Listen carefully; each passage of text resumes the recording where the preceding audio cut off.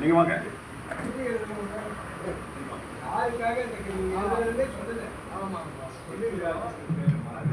சென்ற மாதம் கவிஞர் தணிகை செல்வன் பெரும் மூத்த கவிஞர் அவர் தலைமைத்தார். அவருக்காக எழுதப்பட்ட கவிதை.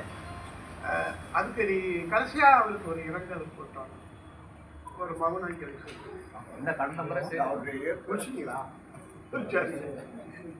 நன்றி. நல்ல கருத்தை படைத்த மண்மொழி மாயவன் அவர்களுக்கு நன்றி கூறி, சுபாவம் நம்ம பிறப்பின் தன்மையின் காரணமாக சில இடங்களில் நம்ம கருத்து முடியாமல் குடும்ப சூழ்நிலையில் நம்ம எங்களுடைய நூல் முடிச்சு அருட்பெரும் ஜோதி அருட்பெரும் ஜோதி தனிப்பெரும் கருணை அருட்பெரும் ஜோதி.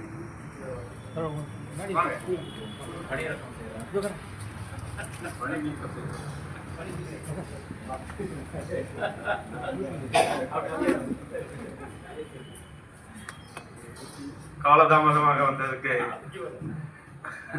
வருத்தம் தெரிவித்துக் கொள்கிறேன்.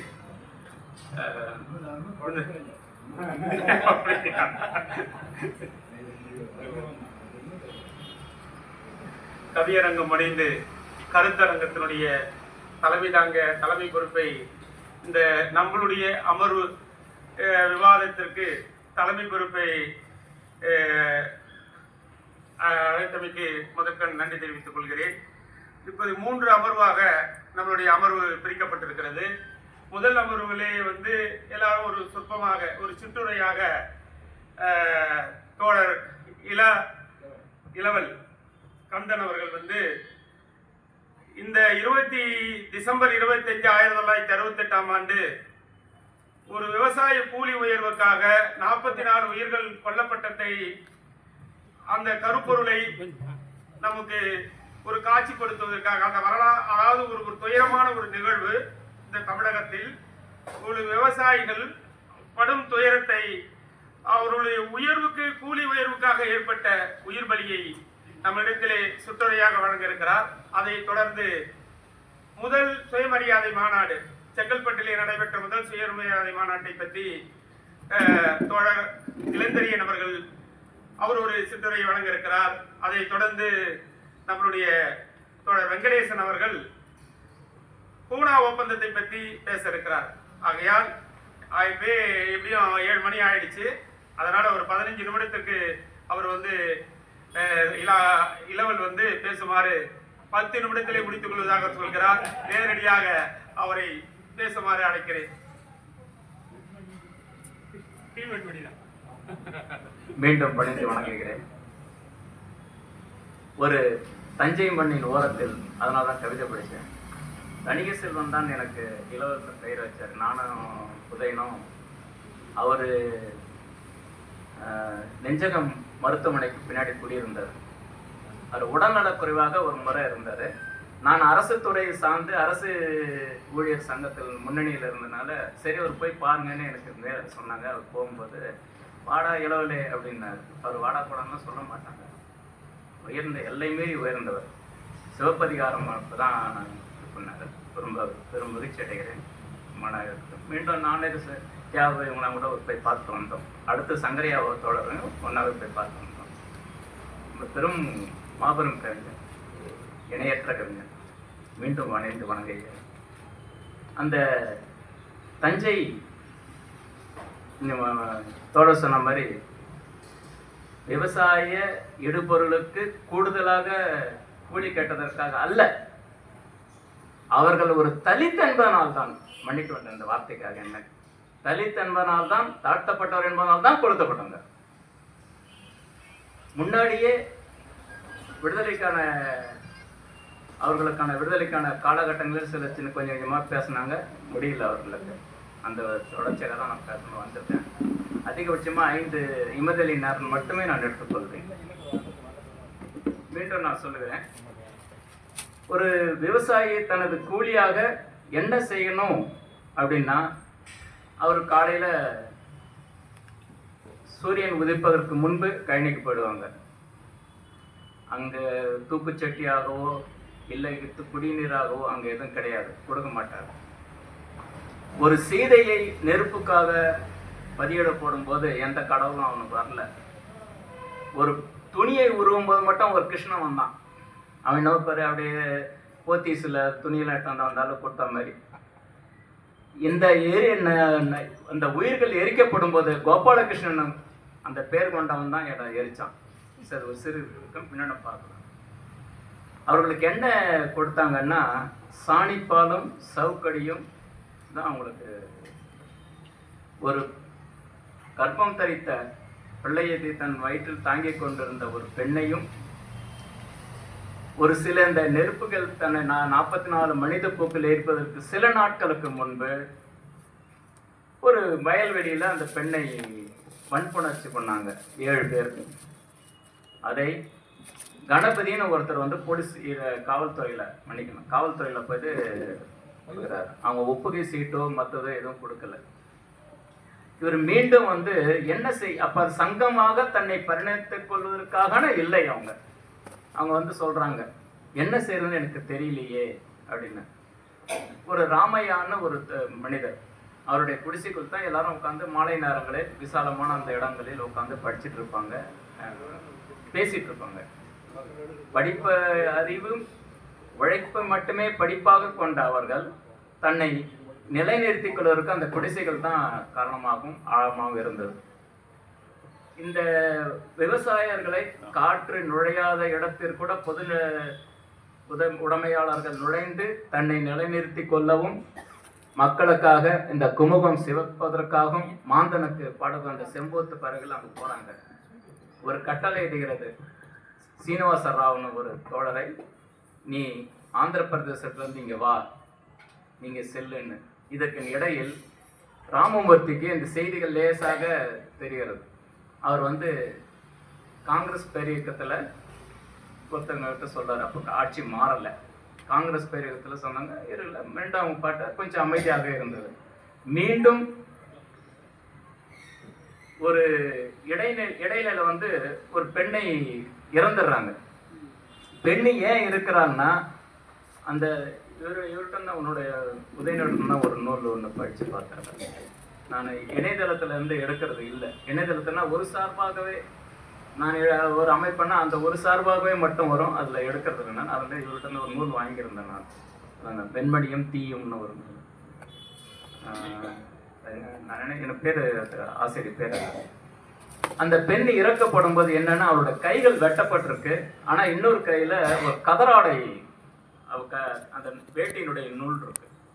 அந்த வேட்டியின் முன்னாடி எல்லாம் சலவை வீட்டுக்கு வந்து எடுத்துட்டு ஒரு குறி போடுவான் சலவையில. இந்த பக்கம் யாருது, இது உதயந்து, இது வந்து இது வந்து மணிமாறந்துன்னு ஒரு குறிப்பிட்ட வச்சு அவங்க எல்லாரும் ஒன்னா வச்சுட்டு அந்த மீதம் கொண்டு வந்து பிரிச்சு கொடுப்பாங்க. அந்த குறியீடு வந்து கோபாலகிருஷ்ணன் நாயுடுனும் இன்னொரு ஒரு முசல்மானுடைய இதுவும் அங்க இருக்கு. மீண்டும் இடதுசாரி அமைப்பை சார்ந்தவர்கள் அங்க சங்கம் சேர முடியாம இருந்து கொஞ்சம் மறைமுகமாக இருந்துட்டு இருக்காங்க. அதனுடைய அடிப்படையில தான் நிமிர்ந்து நெல்லு அப்படின்னு சீனிவாச ராவ் மீண்டும் அந்த பகுதிகளில் போறாரு. தன்னை மாறுபார்வை நிறுத்திட்டு நடத்துறாரு. ஏண்டின்னா ஏண்டான்னு கேளு, அவன் அடிச்சான்னா திருப்படி அப்படின்னு முதல் முறையாக இப்ப தெரியுமா சொல்றாரு. அன்னைக்கு இடதுசாரி அமைப்புகள் சொன்னாங்க. இதை என்ன செய்யறதுன்னு ஒண்ணும் தெரியல. சாதி ஒழித்தல் ஒன்று நம்ம சொல்லிட்டோம். ஆனா சாதியையும் லஞ்சத்தையும் கொசுவையும் ஒழிக்கவே முடியாது. ஒழிக்க முடியல. முயல்றோம் நம்ம, அவ்வளவுதான். இந்த இடத்துல இந்த என்னன்னா, இவர் எல்லாரும் சங்கம் சேர்ந்து விவசாயிகளுடைய சங்கம்னு கொடுத்து கொடி ஏத்துறாங்க, செங்கொடி ஏத்துறாங்க. செங்கொடியில இருக்கும்போது இவங்களுக்கு சும்மா இருக்குமானா, மேலாண்மை மிக்க சாதி வெறிகள் எல்லா சாதிகாரனும் அங்க ஒன்னா சேர்ந்துடுறான். முஸ்லீம், நாயுடு, ஒரு பாபர பையன் எல்லாம் சேர்ந்துடுறான். சேர்ந்துட்டு இவர்களை எப்படின்னா அடக்கி ஆளணும் அப்படின்னு மீண்டும் வன்முறையுடன் பாத்துக்கிறேன். ஒரு நிமிஷம்.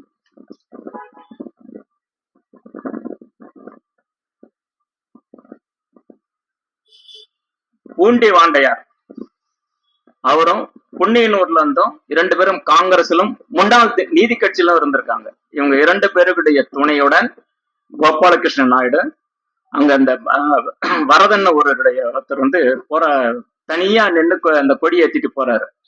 இவன் போகும்போது அவனு தைரியத்தில் பின்னாடி 27 பேர் போறாங்க. அந்த வரவனுக்கு பின்னாடி இந்த கோபாலகிருஷ்ணாடு தன்னுடைய நாயுடன் சேர்ந்து துப்பாக்கியால அவனை சுடுறாரு. சில 3 துப்பாக்கிகளில் சில தூள்கள் மட்டும் அவன் மறந்துட்டு 4-5 நாட்கள் கழிச்சு இறந்துடுறான். இவர்களுக்கு அவன் போட்ட விதைகள் தான், வரதன் போட்ட விதைகள் தான் விருட்சமா வளருது. தன்னுடைய குடிசையில் இருக்காங்க. நீ என்ன சாதிப்பாலும் சௌகரியம் மட்டுமே உனக்கு கொடுக்கதில்லை அப்படின்னு சொல்லிட்டு தான் இவர் எல்லாம் ஒரு இடத்துல உட்காந்து பேசுறதுக்காக அடிக்கும்போது இவங்க ராமையான்னு ஒரு குடிசையில போய் சேர்ந்துடுறாங்க. திரைப்படமாக கூட அந்த படம் வந்திருக்கு, ராமையாவின் குடிசை அப்படின்னு. அந்த குடிசைக்குள்ள சேர்ந்த போது வெளியே இவர் கொண்டு போய் அந்த 6 பேருக்கு போறாங்க. கோபாலகிருஷ்ணன் நாயுடு கூட 6 பேர் வெளியே வந்து பார்த்துட்டு கொளுத்துங்கடா அப்படின்னு வெளியே வந்தா இவர் துப்பாக்கிகளை சுட்டுட்டே இருக்காரு, கொளுத்துறாங்க. இது சுடப்பட்டது ஒரே ஒரு வரியில மட்டும் வருது, பின்னாடி நீதித்துறையில இருந்து வெளியே வந்ததுக்காக. இந்த இறந்துட்டாங்கன்னு சொல்லும் போதுதான் தீக்கதிர் வந்து ஒரு இடதுசாரி பேசும் அந்த பத்திரிகை. தீக்கதிர் தமிழகத்தின் மிகப்பெரிய அவமானம் முதல் முறையாக அப்படின்னு வெளியிடுறாங்க. ராமமூர்த்தி, ஜோதிபாசு, ரணதேவி இவங்க எல்லாரும் அங்க ஒரு மாநாட்டுக்காக இருந்து கல்கத்தால இருந்திருக்காங்க. அங்கிருந்து திரும்பி வராங்க. எதேனும் செய்யணும், இந்த விவசாயிகள் 1 லட்சம் பேருக்கு மேல ஊர்வலம் வராங்க. தஞ்சையினுடைய துவக்கத்துல இருந்து வடபாதி மங்கலம் வரைக்கும் போறாங்க. வடபாதி மங்கலத்தில் மீண்டும் கலவரம் வருது. ராமமூர்த்தி அண்ணா கிட்ட சொல்றாரு, அண்ணா இது மாதிரி இருக்குன்னு பார்ப்போம் அப்படின்னு. தவிர்க்க மாதிரியே இருக்கு அது. அந்த மயிலை பாலுன்னு ஒருத்தர் எழுதின புத்தகத்துல இது கொஞ்சம் இருக்கு. அது மீண்டும் நம்ம தெரியல, இத்தனை ஆண்டுகளுக்கு பிறகு மீண்டும் புத்தகங்கள் வந்திருந்தா யாருன்னா சொன்னா நான் திருத்திக் கொள்வேன். இந்த அந்த 1 லட்சம் பேரை தடுத்து நிறுத்துறாங்க. நிறுத்தப்படும் போது மீண்டும் மீண்டும் இன்ன வரைக்கும் கலவரங்கள் தொடர்ந்து வந்துட்டு தான் இருக்கு. அந்த தீயில எப்படி பேருன்னா 20 பெண்கள் சும்மா திரும்பி பார்த்தோம்னா பால் திரும்பி பார்த்தா பொங்கிடும், தொட்ட போயிடும். 20 பெண்கள், 19 குழந்தைகள், ஆண்கள் எல்லாம் இருக்காங்க. அந்த ஒரு குழந்தை தன்னுடைய தாயோட மார்பிலே பால் குடிச்சிட்டு இருக்காங்க. அந்த முளைகள் இருந்து பால் கசிந்து அந்த இருளோடு இறந்திருக்காங்க. இறந்து பிறகு இன்னொரு பெண் தன்னுடைய வயிற்றுல இருந்த கற்பம் தரித்த அந்த குழந்தையை தூக்கி வெளியே போடுறான். வெளியே போடும்போது கோபாலகிருஷ்ணால காலால எட்டி உதைச்சு திரும்பி அவனுடைய ஆள் தூக்கி உள்ள நெருப்புல போடுறாரு. நாங்க வெண்மனுடைய அந்த நினைவு சவுந்தரராஜன், சிஐடியோட சவுந்தரராஜன் முன்முயற்சியெல்லாம் கொஞ்சம் நடந்துக்கும் போது நாங்க போய் பார்க்கும்போது அந்த படமும் அந்த இதுவும் ராமையான் குடிசையின் வாரிசு கிட்ட நாங்க அங்க போய் அவரை வணங்கிட்டு வந்தோம், நான் என்னுடைய இணையர். இது ஏன்னா இன்னமும் கிராமத்துல இருக்காங்க. தலைநகர்ல மீண்டும் விவசாயிகளோட சங்கம். எதுக்கு நாம அதிகபட்சம் மிஞ்சி போனா ஒரு துமிக்கு துப்புற ஒரு குண்டுதான் நம்முடைய தூவலும் தூரிக்கும் மீண்டும் சூடாக இருக்கணும். தோழர்களே, எனக்கு இன்னும் பேச இயலல. மீண்டும் வணங்கி மகிழ்கிறேன். நன்றி. மீண்டும் வெறியுடன் நாம் நடப்போம்.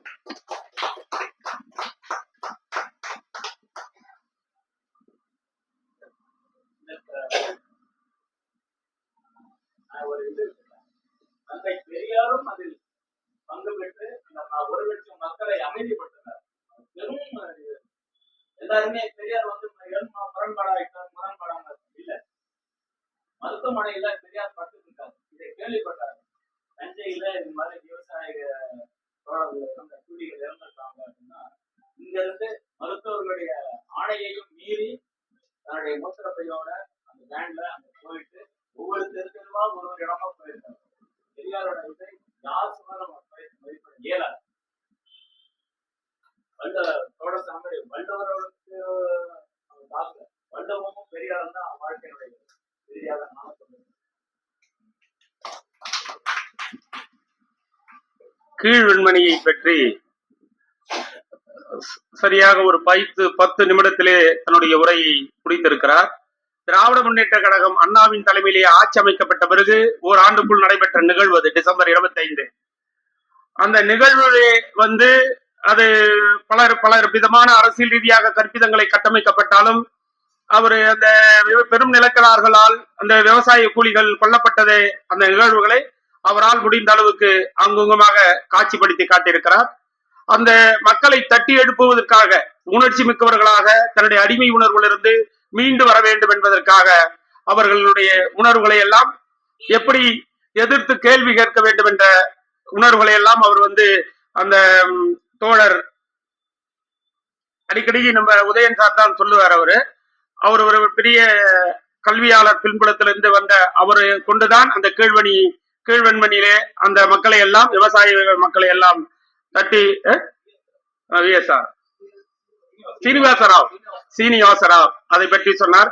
இதுல பெரியார் குரல் எடுப்புல மட்டும் சொன்னதை பற்றி கடைசி வரியாகவும் பெரியார் அப்ப உடல்நலம் குறைவிட்டிருந்த காரணத்தால் தான், அப்படி இருந்தும் அந்த மக்களை எல்லாம் ஆதிக்க சமூகத்தினர் அந்த மக்களுக்கு எதிராக நிற்கிற பொழுது எப்படி இருந்தார் என்றாலும் மேற்கோள்களை காட்டிவிட்டார்.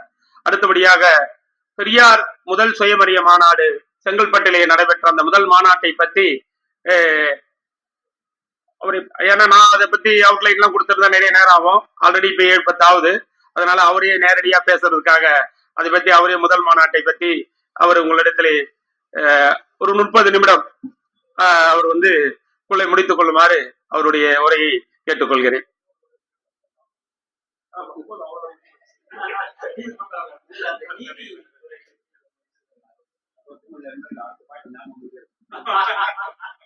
வாழ்க தமிழ், வாழ்க நற்றமிழர், வாழ்க தமிழ் திருநாடு.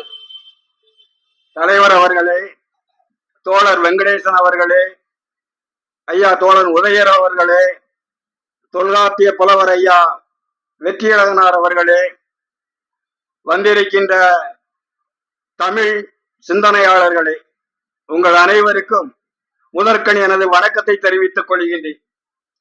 சுயமரியாதை இயக்கத்தின் முதல் மாநாடு.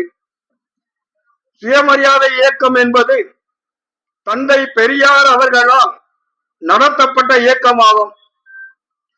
1879 ஆண்டு பிறந்த தந்தை பெரியார் அவர்கள் 1925 ஆண்டினில் சுயமரியாதை இயக்க கருத்தினை விதைத்துள்ளார். சுயமரியாதை இயக்கம் எப்போது தோன்றியது என்பதை 3 விதமாக குறிப்பிடுகின்றார்கள். 1925 ஆண்டு தோற்றுவிக்கப்பட்டது. 1926 ஆண்டில் சுயமரியாதை இயக்கம் தொடங்கப்பட்டது. 1927 ஆண்டில் தொடங்கப்பட்டது என்று 3 வகையான கருத்துக்களை சொன்ன போதிலும் பெரும்பாலோர் 1927 ஆண்டில்தான் தந்தை பெரியார் அவர்கள் சுயமரியாதை இயக்கத்தை தொடங்கினார் என்று சொல்லுகின்றார்கள்.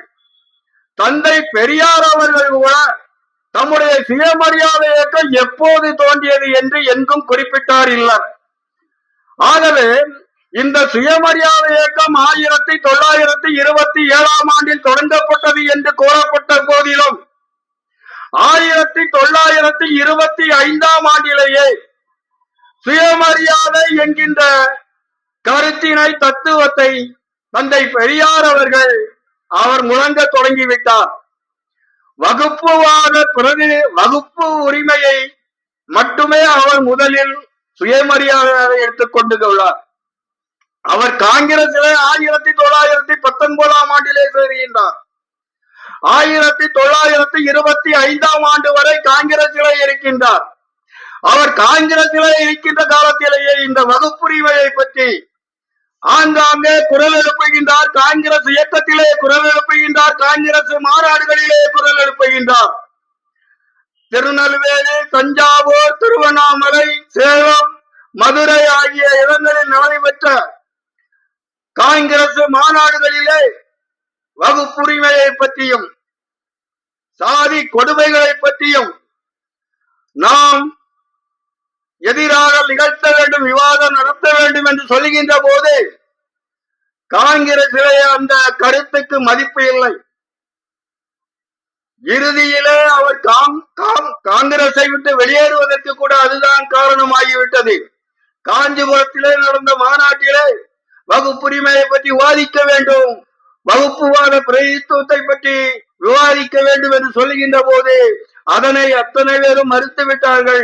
ஆகவே அந்த மாநாட்டு திடலிலே தனியாக இவரே தமக்கு இசைவான கருத்துக்களை கொண்டவர்களை கூட்டி விவாதிக்கின்ற ஒரு சூழ்நிலை கூட ஏற்பட்டது. 1925ஆம் ஆண்டிலே காங்கிரஸை விட்டு பெரியார் அவர்கள் வெளியே வந்த போதிலும் 1900